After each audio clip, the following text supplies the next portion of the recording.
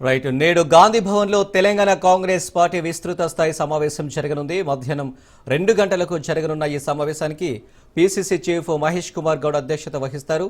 ఈ సమావేశానికి ముఖ్యమంత్రి రేవంత్ రెడ్డితో పాటు ఉప ముఖ్యమంత్రి మల్లు భట్టి విక్రమార్క, మంత్రులతో పాటు పార్టీ వ్యవహారాల ఇన్ఛార్జి మీనాక్షి నటరాజన్ కూడా పాల్గొననున్నారు.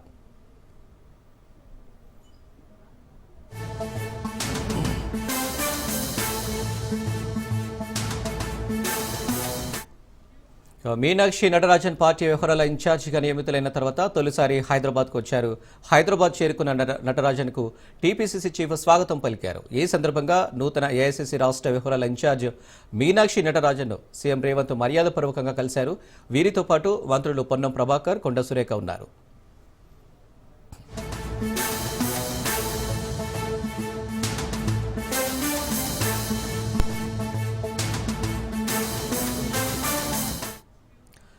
కాగా ఈ సమావేశంలో బీసీ రిజర్వేషన్లు, కులగణన సర్వే వంటి అంశాలపై ప్రధానంగా చర్చించనున్నారు.